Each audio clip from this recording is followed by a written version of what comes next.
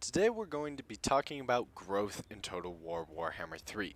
Growth, in my opinion, is one of the most important topics that people miss out on in their campaigns.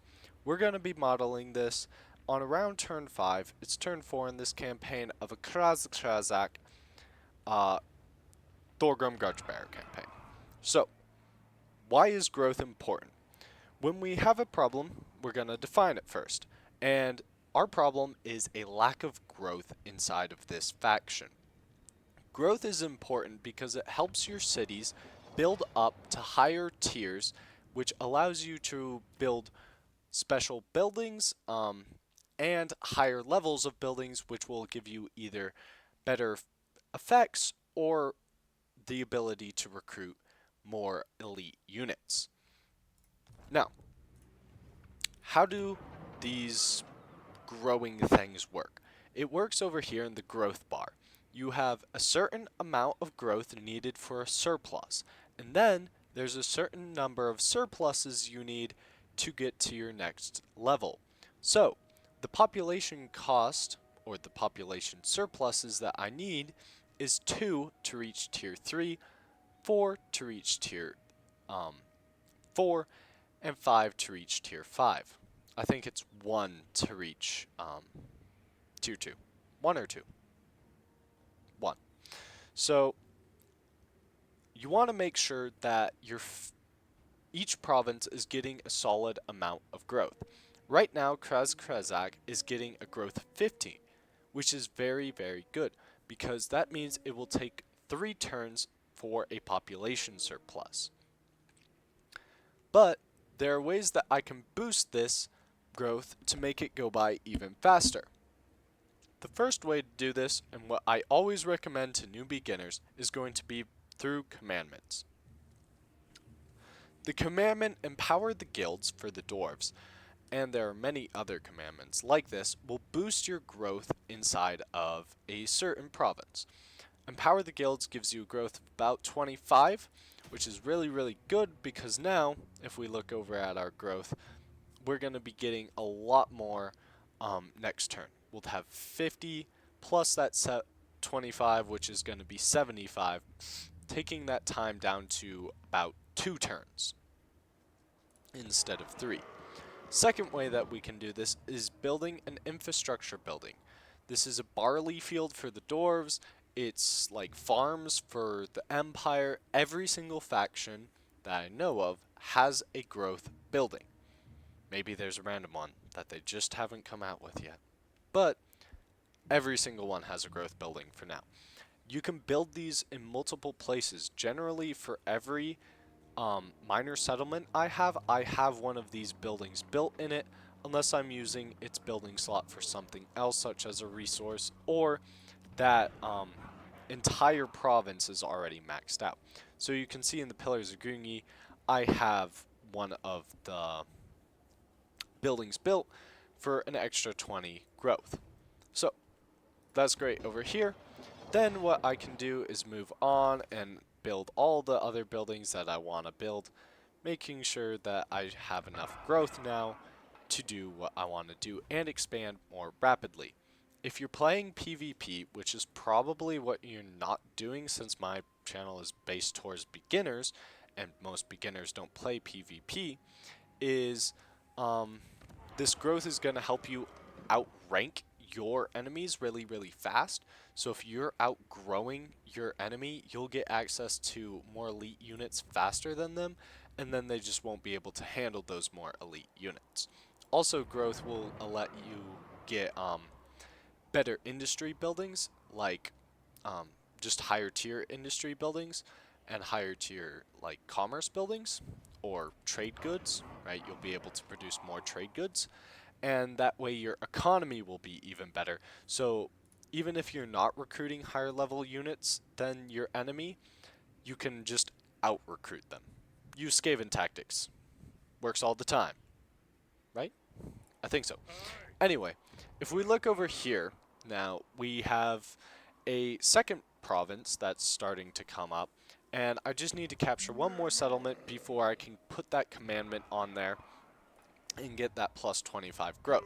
Right now though, I have a trinket market and a barley field. Both of these are good.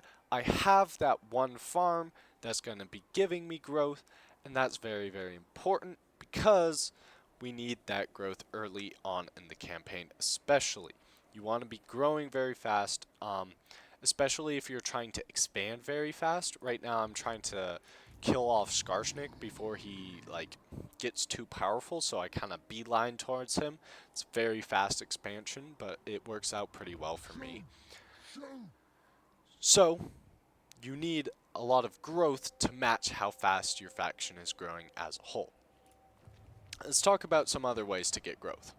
The dwarves have a special mechanic for when you win a battle, a land battle, so a army fighting your army, you can drink to victory, which does give you extra growth in your province for like 2 turns, maybe 3 turns.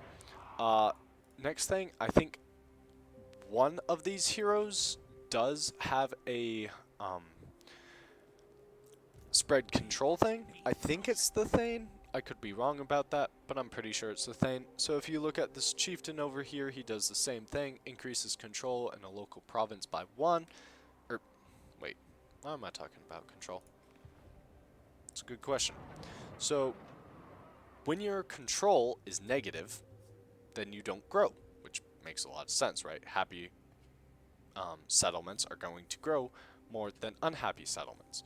So, actually, indirectly, recruiting something like a Thane or whatever it is that gives you that happiness and control will, in turn, give you more growth in the future, right? For example, if I have even just 25 growth, then or 25 control, that's just an extra 5 growth that's going to be building up over time. Next way, technology. Technology is a big thing, guys. You need to make sure you're doing your technology right.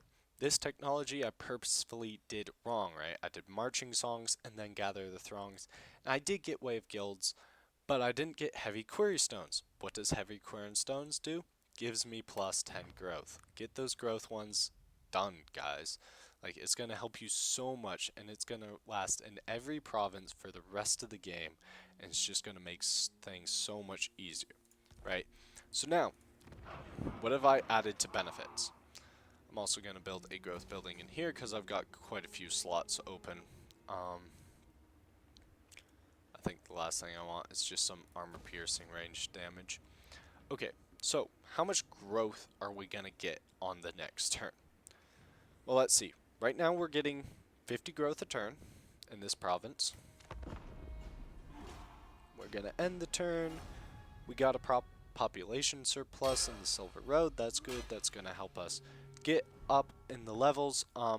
It's actually a pretty good idea to also level up your minor settlements, because then you can be leveling up those farms and growth buildings. So if you don't have one in your main building chain, like Krazak, then it's a good idea. Has been issued, mighty Lord. We got teleported. It's a really good idea to upgrade something like Mount Squighorn so that you get more growth, because again, it takes a lot more growth to get to the next level than the level before that. Also, when you upgrade something, it gives you more growth for its tier. So tier 1 gives you 10 growth, tier 2 gives you tier 1 gives you 10 growth, tier 2 gives you 20 growth, and tier 3 gives you 30 growth. Tier 4 and 5 also follow this rule of just 10 times the amount of level that you're at. So now we're getting 95 growth every turn. That's a big difference, right? We increased it by 45, and in the next 2 turns we're going to get the heavy quern stones done, which is going to make us have an additional 10. We can then upgrade this building for another 10, so then we'll be at like 115, and if we can get our control to go up, then we're going to be doing even better. I could build a control building or a factory. And now I can go on this population isn't getting a whole bunch of growth, but once I take Mount Goonbad, I'll just remember to put on that empowering of the guilds, maybe recruit another or build another granary, and if this guy comes out and attacks me, I can always do a fancy little drink to victory. So that's the basics of growth. Remember to use commandments, minor settlements to build growth buildings.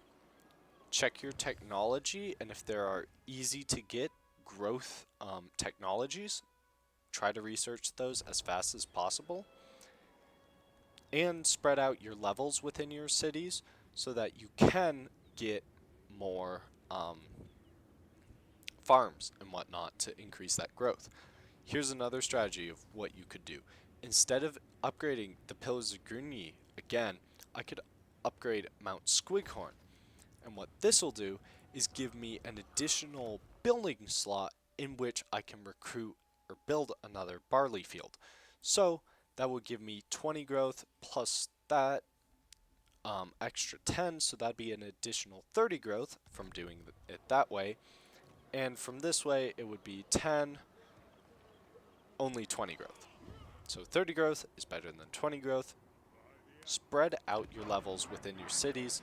So once I get a population surplus in this region, I'll probably put it on the World's Edge Archway so that I can get a barley field on that and have a whole bunch of growth popping off. This is a really good way to grow both your economy, grow your armies, and just your overall game. You need to be paying attention to how much growth you have. Make sure your control is at least decent.